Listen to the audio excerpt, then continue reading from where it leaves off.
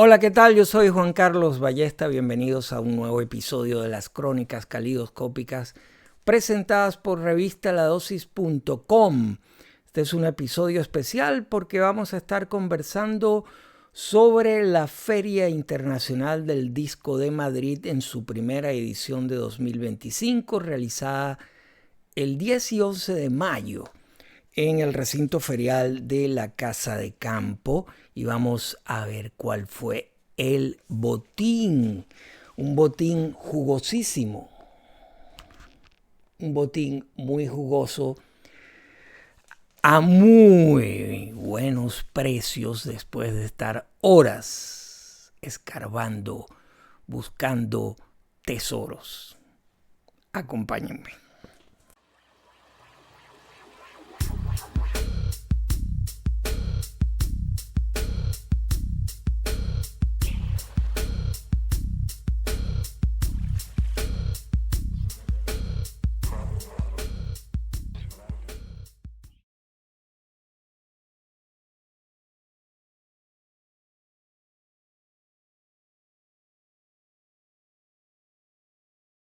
Bien, la Feria Internacional del Disco de Madrid en su primera edición de 2025 tuvo un notable crecimiento respecto a la anterior, que había a su vez sido la primera vez que se hacía en el recinto ferial de la Casa de Campo. Un cambio sustancial, como ya explicamos meses atrás, respecto a cómo era la feria anteriormente en un hotel de la zona de Atocha. El cambio, evidentemente, en principio había generado algunas dudas, sobre todo de ciertos expositores que pensaban o que no conocen bien Madrid y pensaban que podía no ser tan exitosa y que el acceso a ella pudiera ser más difícil. Todo lo contrario, llegar a la feria de Madrid actualmente es mucho más fácil y además el sitio es muchísimo más amplio. De hecho, todavía tiene capacidad de crecimiento. Hubo más expositores en esta edición realizada el fin de semana del 10 y 11 de mayo y evidentemente eso atrajo también a un público más masivo que la vez anterior, que ya de por sí siempre atrae gente. Y entre tantos expositores, pues hubo muchos de España, evidente y lógicamente, provenientes de diversas ciudades, de Barcelona, de Valencia, de Gandía, de Girona, de Mallorca, del sur, y por supuesto de Madrid. Pero también vinieron expositores, como ha sido costumbre, de otros países europeos como Alemania y Francia principalmente, Inglaterra también, y uno de los mayores stands que es de Estados Unidos, y entre todos ellos conformaron una feria realmente muy atractiva. Como siempre digo, es un momento muy adecuado para los exploradores como yo, para los buscadores de tesoros, tomarse el tiempo necesario para rebuscar, explorar entre tanta oferta, y esa oferta incluye de todo. Incluye muchísimo material de segunda mano, especialmente de las décadas en las que el vinilo reinaba a sus anchas. Me refiero sobre todo a los 70 y 80, aunque también hay material de los 60, y hay también el componente de material nuevo, es decir, de ediciones recientes, bien sea de reediciones de discos de décadas previas como también material nuevo. A mí particularmente siempre me interesa más rebuscar entre todo esa ingente cantidad de vinilos de décadas anteriores, 70 y 80 principalmente. También es notable decir que hay ahora una mayor oferta en ese formato que parecía o parece extinguirse, pero que pienso no va a ser así, que es el formato del CD o CD o disco compacto, como prefieran decirle, que también estuvo presente en la feria. Además, hay que notar que hacer notar que hubo algunas actividades, digamos, paralelas a la simple exploración entre los expositores. Hubo charlas, hubo sesiones de DJs y además hay un sitio, digamos, para descansar y tomarse algo ahí. Pues bien, en esta exploración que hice, solamente estuve un día, suelo ir un solo día, pues encontré auténticas joyas. Y debo además decir que mi, digamos, objetivo principal es encontrar material atractivo en buenas condiciones y al menor precio posible. ¿Es eso posible? Bueno, sí lo es. Simplemente hay que tomarse el tiempo y saber bien lo que se escoge. Porque entre tantos expositores hay algunos que ayudan, digamos, en ese proceso que lleva tiempo y que generan confianza. Yo conozco ya a lo largo de los años que he ido a la feria en Madrid a algunos expositores que presentan material que ya previamente ha sido curado, es decir, escogido con buen criterio y por lo tanto está en unas condiciones de tanto digamos, el aspecto físico de la portada y el propio disco suficientemente buenos como para comprarse. Sin embargo, hay otros expositores que no son muy cuidadosos y presentan material en cualquier estado. Por ello hay que tomarse el cuidado de revisar bien lo que se compra. Hay títulos que se consiguen a diferentes precios, en diferentes calidades, dentro de la feria. Por lo tanto, hay que rebuscar y ver bien antes de llevárselo. Entonces, vamos a hacer una revisión de lo que conseguí.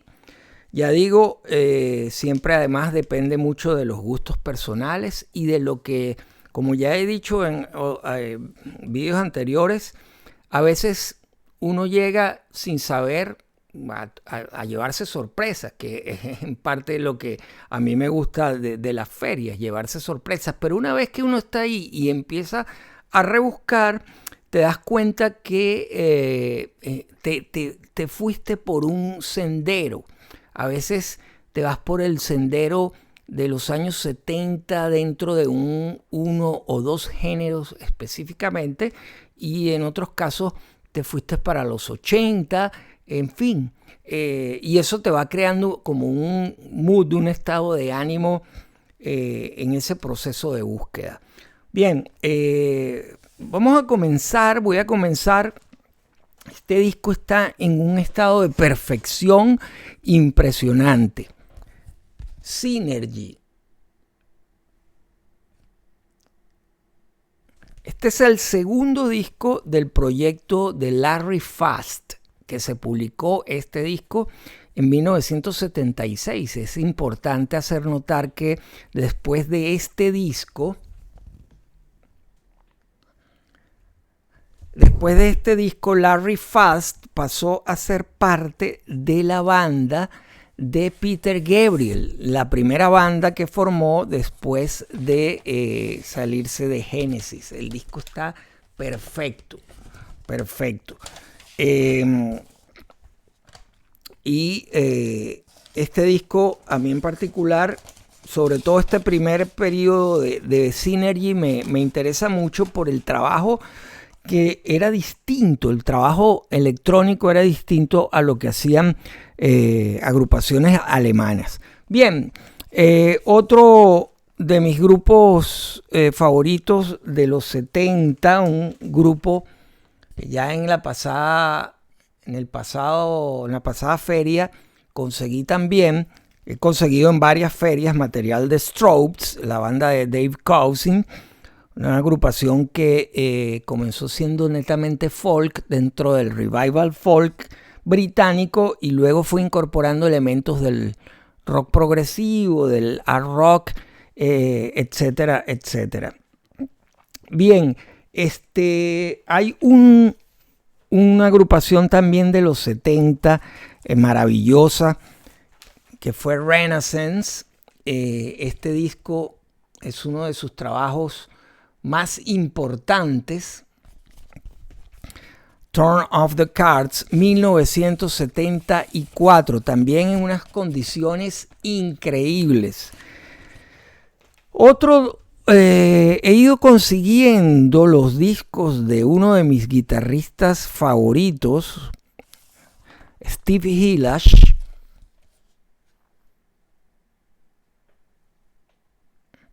Y este es el primer disco de Steve Hilash, Fish Rising. Es un trabajo que pueden conseguir la reseña en revistaladosis.com, que cumple en 2025 50 años y es como una especie de continuación de aquella maravilla, aquella trilogía de Gong, donde tocaba Steve Hilash, y sobre todo el disco You, que se había publicado el año anterior, porque aquí prácticamente está toda esa banda. Pierre Morlaine, Mike Howlett, está también Didier Malherbe, Tim Blake, en fin, casi todos están aquí, además de Dave Stewart, uno de los grandes teclistas de los 70 y del sonido Canterbury. Una sorpresa de una de mis bandas alemanas favoritas de todos los tiempos y muy en específico de los años 70 es esta joya, Grobschnitt. Este disco, Merry Go Round, cerraba la década, una década clave en la historia de Grobschnitt, 1979, viene con sus letras. Está en perfectas condiciones y lo conseguí en uno de los expositores favoritos, que es de Alemania. La pasada feria conseguí 2 discos fabulosos de una de mis agrupaciones norteamericanas favoritas de los 70 y muy en específico de la primera mitad de los años 70, que es cuando Chicago era grande en tamaño, grande en sonido. Este es un disco que, como la gran mayoría de los discos que publicó Chicago entre el año 69 y el año 76, son discos sin desperdicio, y esta edición es francamente brutal. Es una edición que tiene un material de apoyo increíble.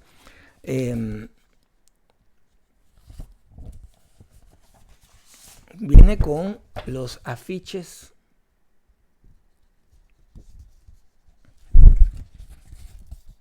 de todos sus integrantes.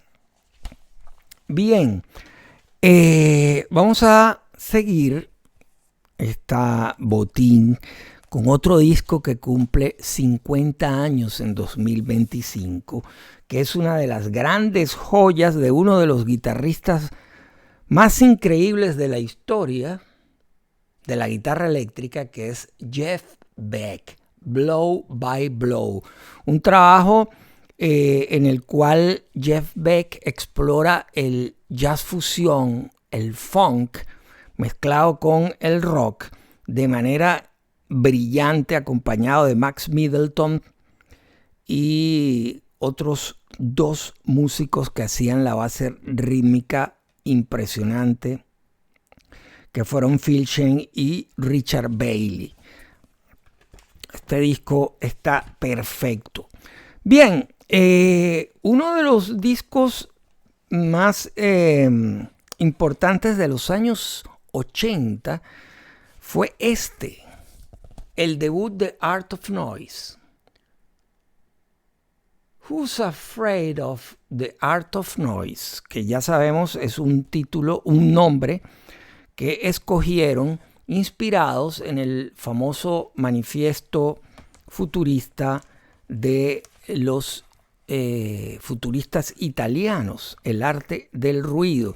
Y es uno de los primeros discos, cuidado si no el primero, donde se hace un uso extensivo de una herramienta que para ese momento, 1984, era muy, muy nueva, que es el sampler.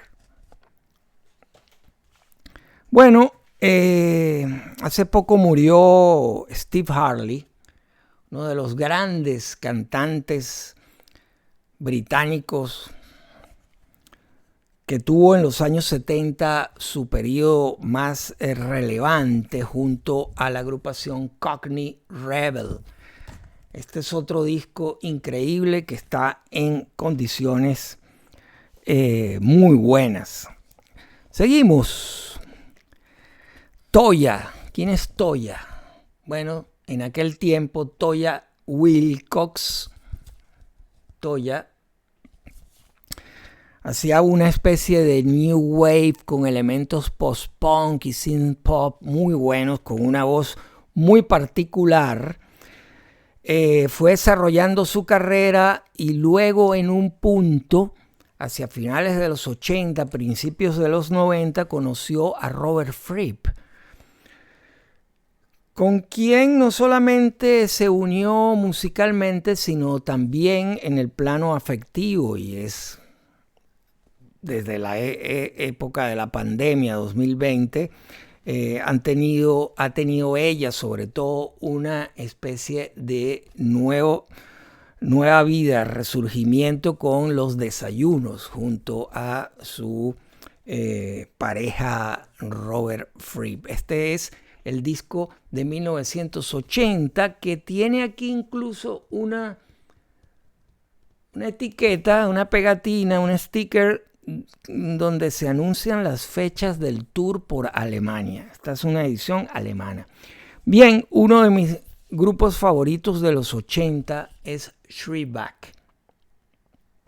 Este trabajo compila material de sus primeros dos discos y de sus primeros singles publicados entre el año 81 y el año 83, cuando la banda estaba conformada por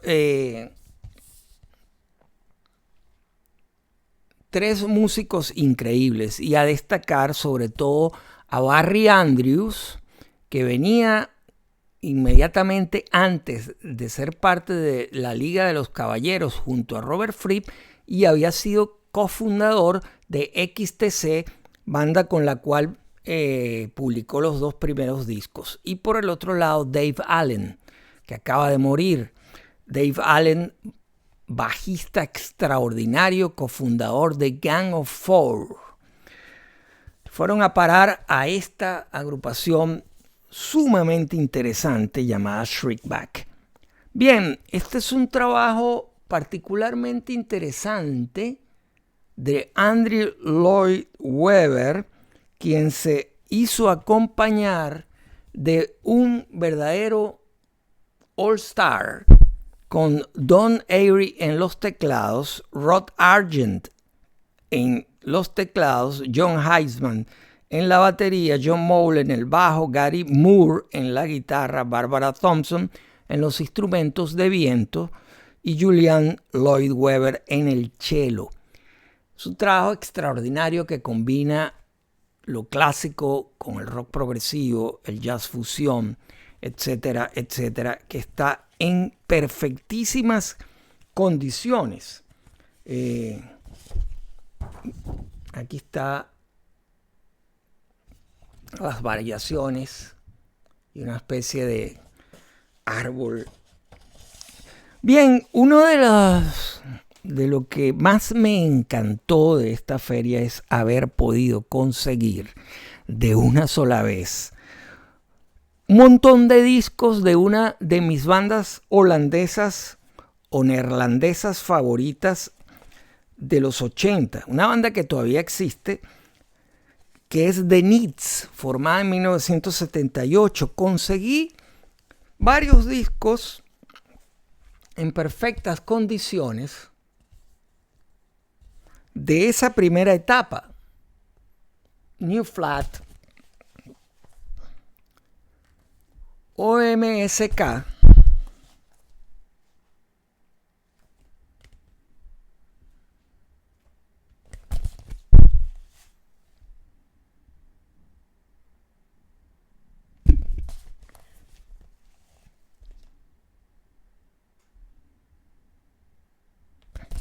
extraordinario este botín, una maravilla. Y tengo por acá que he dejado para el final un disco que cuando yo lo escuché siendo un niño me voló los tapones. Yo no entendía muy bien. Luego supe no solamente entender lo que estaba detrás de este disco, cómo se había hecho y lo que significó para todo el mundo en 1968.